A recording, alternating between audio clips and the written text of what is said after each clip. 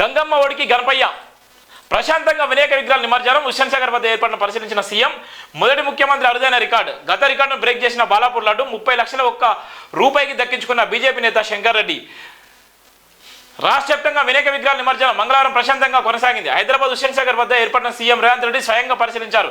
ఉదయాన్నే ప్రారంభమైన కార్యక్రమ గణేష్ శోభయాత్ర మధ్యాహ్నం వరకు కొనసాగింది. అనంతరం 4వ నంబర్ వద్ద ప్రత్యేకంగా ఏర్పాటు చేసిన భారీ క్రేన్ సాయంతో దాదాపు 1:40 బడా గణేష్ గంగమ్మ ఒడికి చేరిన నేపథ్యం కూడా ఉంది.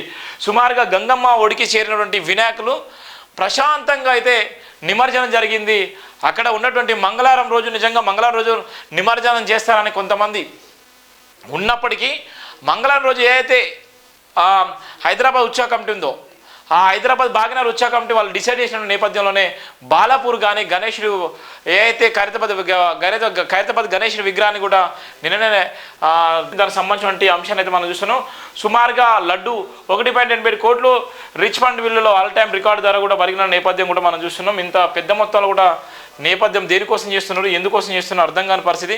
సుమారుగా 5 లక్షల కోట్ల రూపాయలు అయితే 5 లక్షల కోట్ల రూపాయలు అయితే నిజంగా వినాయక నిమజ్జనానికి ఖర్చు పెట్టడం జరిగింది. వినాయక నిమజ్జనానికి ఎందుకు ఖర్చు పెట్టిలో ఈ వార్త చెప్పేటువంటి ప్రయత్నం చేస్తాను.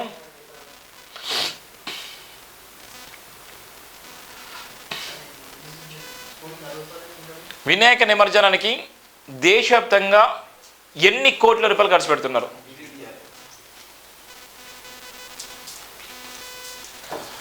నిన్న మొన్న జరిగినటువంటి ఏదైతే 9 రోజులు వినాయక నిమజ్జనం వినాయక చవితికి సంబంధించి 9 రోజులు కానీ 11 రోజులు కానీ ఇది ఉన్నటువంటి నేపథ్యం. ఇయ్యాల ఉన్నటువంటి వినాయక చవితికి 9 రోజులకు 11 రోజులకు అయ్యే ఖర్చు 5 లక్షల కోట్లు. 5 లక్షల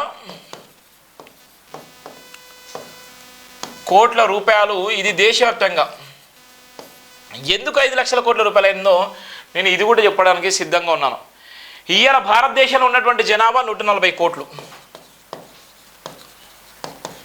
140 కోట్ల మన జనాభా, ఇండియా జనాభా. ఈ 140 కోట్ల జనాభాకు సంబంధించి 140 కోట్ల జనాభాలో మెజార్టీగా ఉన్నటువంటి హిందువులు 80%.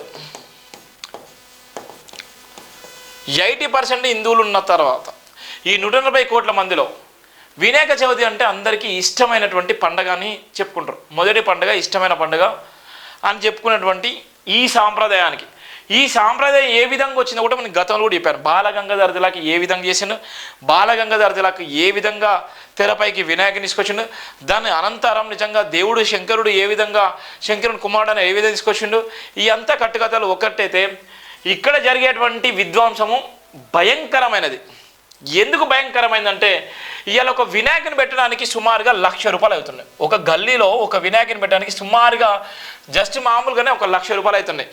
1,00,000 రూపాయలు ఇంటూ దేశవ్యాప్తంగా ఉన్నటువంటి వినాయకులు 1,00,000 వినాయకులు, 1,00,000 ఇంటూ 1,00,000 వినాయకులు ఎంత అమౌంట్ అవుతుందో చూడండి. ఇక అంటే ఇవన్నీ ఎక్కడ పోతున్నాయి అంటే నీళ్ళ పాలవుతున్నాయి. 9 రోజులు 11 రోజులు ఏం చేస్తున్నారు? పూజించి భజనాలు చేసి గౌరవప్రదంగా ఉండాల్సినటువంటి వినాయక చవితి దగ్గర డీజే సంస్కృతితో తీసుకొచ్చి ఇవాళ ఇష్టానుసారంగా పాటలతోని డ్యాన్సులతోని ఇవాళ అక్కడ ఉన్నటువంటి భక్తి పరవశాన్ని పక్కన పెట్టేసుకొని వాళ్ళు చేసేటువంటి విధ్వంసం వల్ల ఇవాళ మిగిలినటువంటి దేవుళ్ళ కూడా అపహాస్యం చేసేటువంటి నేపథ్యం ఉంది. ఇలా వినాయక చవితి అంటే ఒక విలేజ్లో ఒక గ్రామంలో ఒక వినాయకుని పెడితే ఆ గ్రామం అంతా ఉన్నటువంటి చుట్టూ ఉన్నటువంటి గ్రామం అంతా పోయి ఈ వినాయకుని దగ్గరకు వచ్చి భజన చేసేది, భక్తితో ఉండేది. భక్తి లేదు, ఇప్పుడు ఏది లేదు.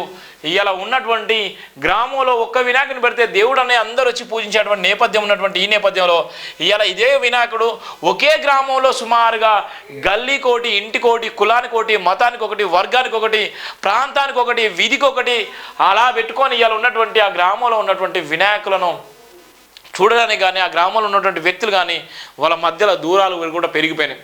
భక్తి ఒకవైపు అయితే దూరాలు కూడా పెరిగిపోయినాయి. దానివల్ల ఏమైందంటే ఖర్చులు కూడా పెరిగిపోయినాయి. ఒక గ్రామంలో ఒక 20-30 వినాయకులు పెట్టుకుంటే, ఒక గ్రామంలోనే ఒక 30-40 వినాయకులు పెట్టుకుంటే ఆ గ్రామం పక్క గ్రామం ఎన్ని వినాయకులు పెట్టుకోవాలి, అక్కడ అన్నదానము ఇది అది అని మొత్తం పెట్టుకుంటే ఇవాళ పెద్ద మొత్తాలు అయ్యే ఖర్చు ఎంత లక్షలు అంటే 5 లక్షల కోట్ల రూపాయలు నీళ్ల పాలైంది. ఈ 5 లక్షల కోట్ల రూపాయలు దేనికోసం అంటే ఇవాళ ఉన్నటువంటి వినాయక చవితి దగ్గర చందాలు వసూలేసి, వినాయక చవితి దగ్గర ఉన్నటువంటి డబ్బులు వసూలేసి, అక్కడ ఉన్నటువంటి నిజంగా డబ్బులు నిజంగా ఉపయోగపడితే నిజంగా దేవుడికైనా ఉపయోగపడుతుంటే దేవుడు కూడా ఉపయోగపడడం లేదు. ఎంటర్టైన్మెంట్ కోసం మాత్రమే ఆడేటువంటి డ్రామా ఇది. నిజంగా ఇవాళ నిరుద్యోగ సమస్య ఉంది భారతదేశంలో. ఆకలి చావులు వచ్చేటువంటి అనేక మంది ఉన్నారు. ఆకలి చావు ఒక్క పూట కూడా తిండి తినలేక అనేక మంది ఇలా ప్రాణాలు విడిచిపెట్టేటువంటి నేపథ్యం ఉంది. ఇలా ఒక్క పూట కూడా తిండి పెట్టలేనటువంటి ఇలా ఎందరో ఇలా అనేక రకాలుగా ఇబ్బందులు గురి అయ్యేటువంటి నేపథ్యం ఉంది. ఇలా నిజంగానే ఫుడ్ లేక ఇలా చాలామంది ఇలా ఎంత భయంకర పరిస్థితుల్లో మన దేశవ్యాప్తంగా మనం చూస్తున్నాం. ఇవాళ నిరక్షరాస్యత ఎందుకుంది? ఇలా పీజీలు పిహెచ్డీలు చేసి పిహెచ్డీలు చదువుకున్నటువంటి మేధావులు, ఇవాళ ఉన్నటువంటి డాక్టరేట్ ఉన్నటువంటి అనేక మంది మేధావులు, ఇలా బీటెక్లు ఎంటెక్లు వేసినటువంటి అనేక మంది ఇలా డిగ్రీలు కంప్లీట్ అయిపోయి ఇలా ఉద్యోగం లేక ఇలా ఆత్మహత్యలు వేసుకున్నటువంటి యువత కూడా భారతదేశంలో ఎక్కువ ఉంది. మరి వాళ్ళకి ఈ ఉపాధి కల్పించవచ్చు కదా. ఇలా కనీసం పెళ్లి చేసుకోవడానికి కూడా డబ్బులు లేనటువంటి ఈ మహిళలు ఎందరో ఉన్నారు. ఇలా కనీసం వాళ్ళకు మనిషికో 1 లక్ష రూపాయలు 50,000 ఇస్తే ఇంత డబ్బు ఇవాళ వాళ్ళు ఎన్నో లక్షల మంది జీవితాలు మారుతాయి కదా. కానీ ఎందుకంటే ఇవాళ ఉన్నటువంటి హిందూ ధర్మం అనేది ఏదైతే ఉందో ఈ 80% ఉన్నటువంటి జనాభా ఇవాళ ఉన్నటువంటి జనాభా అత్యధికంగా ఉన్నటువంటి జనాభా కాబట్టి ఇలా వాళ్ళందరినీ కూడా ఏ మైకంలో అయితే నెట్టాలో అదే మైకలు నెట్టేసిలో ఇలా చాలా వరకు ఇలా వినాయక చవితి వచ్చిందంటే సంబరాలు చేసుకునే నేపథ్యం ఉంది. ఆ సంబరాలు దేనికోసం చేసుకుంటున్నారు, ఎవరికి ఉపయోగపడుతుంది, ఎవరు దానివల్ల బాగుపడుతున్నారు, ఏ కులం బాగుపడుతుంది, ఏ మతం బాగుపడుతుంది, అక్కడ ఉన్నటువంటి నిరుద్యోగ సమస్య పోతుందా, వినాయకుని పెట్టడం వల్ల నిజంగా ఎంతవరకు లాభం జరుగుతుంది, నిజంగా మీరైనా బాగుపడరు అంటే ఎవరు కూడా బాగుపడలేదు. ఎంతోమంది ఆత్మహత్యలు చేసుకుని ఎంతోమంది చనిపోతున్నారు. ఇలా జరగాల్సినదంతా ఇవాళ వాళ్ళు రోడ్ల మీద పడేటువంటి నేపథ్యం ఉంది. కొన్ని కుటుంబాలు అయితే చాలా వరకు అయితే రోడ్ల మీద పడతాయి. ఇవాళ వినాయక చవితి పెట్టుకున్న తర్వాత డీజేలతోనే ఇవాళ వాళ్ళు పోయే క్రమంలోనే చాలా వరకు చనిపోయిన సంఘటనలు కూడా ఉన్నాయి. నేను దేవుని కించపరచట్లేదు, కానీ దేవుని వల్ల పెట్టేటువంటి ఖర్చు ఎవరైతే ఉన్నారో వాళ్ళని అంటున్నాను. ఈ వృధా ఖర్చు వల్ల నిజంగా నీకు ఏమైనా ఉపయోగం ఉందంటే ఉపయోగం లేదు. ఎన్ని లక్షలు కూడా ఎంత జనం ఇలా రోడ్ల మీదకి వచ్చి ఇష్టానుసారంగా పెట్టుకుంటారు. ఇలా పబ్లిక్ ఎంతమంది ఇబ్బంది పడుతున్నారు. ఇలా ఉన్నటువంటి 108, 104 ఇలా ఆపదిలో ఉన్నటువంటి హాస్పిటల్ పోయేటువంటి వ్యక్తులు ఎంత నరకాన్ని అనుభవిస్తారు, ఎంత ఘోరంగా.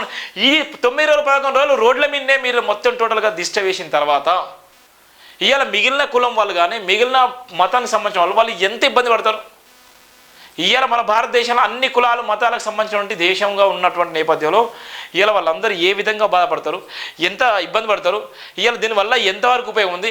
ఇవాళ పోలీసులు ఇష్టానుసారంగా ఎందుకు పర్మిషన్స్ ఇచ్చారు, ఇవాళ పోలీసులు పర్మిషన్ ఇచ్చి వాళ్ళకి ఎందుకు అంత సెక్యూరిటీగా అంత కాపలు కావాల్సిన అవసరం ఏముంది.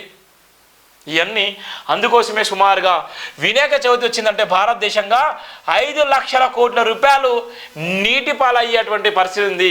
ఇప్పటికైనా జ్ఞానాన్ని తెలుసుకొని ఎందుకోసం చేస్తున్నాం, దేనికోసం చేస్తున్నాం అని తెలియకపోతే ఇలాంటి వినాయకులు ఇంతగానో పూజించి చూడు ఎంత పవిత్రంగా సీఎం వస్తాడు, ఇక్కడికి వీలుంటే పిఎం వస్తాడు, అనేక మంది వస్తారు, పూజంతలు చేసేది లడ్డు గిడ్డ అంత ఎక్కడ పోతుంది తీసుకుపోయి ఎక్కడేసి నిమజ్జనం చేస్తున్నారు. ఎక్కడ ఈ ఉన్నటువంటి ఈ హుస్సేన్ సాగర్లో ఈ వాటర్ ఒకే వాటర్ వస్తాయా, నీట్గా ఉంటాయి ఆ వాటర్ అంటే అనేక రకాల వాటర్ వస్తాయి అక్కడికి.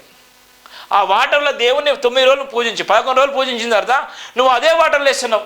మనమైనా అదే వాటర్లో ఈత కొట్టి లేకపోతే ఆ వాటర్లో మంచినీళ్ళు అవుతామా, తాగలేము. మరి అలాంటప్పుడు దేవుణ్ణి అంత పవిత్రంగా భావించేటువంటి దేవుడు అదే వాటర్లో ఎందుకు వేస్తున్నారు, దేనికోసం వేస్తున్నారు? మరి భక్తి ఎక్కడ పోయింది? దేవుడికి అది తప్పు కదా, దేవుణ్ణి అది తప్పు కదా, దేవుడికి అది మతం అది ఎంతవరకు తప్పు కదా. చూడు ఎంత ఘోరమో, చాలా బాగా గంగమ్మ ఒడికి గణపయ్యట చూడు ఎంత దారుణమో.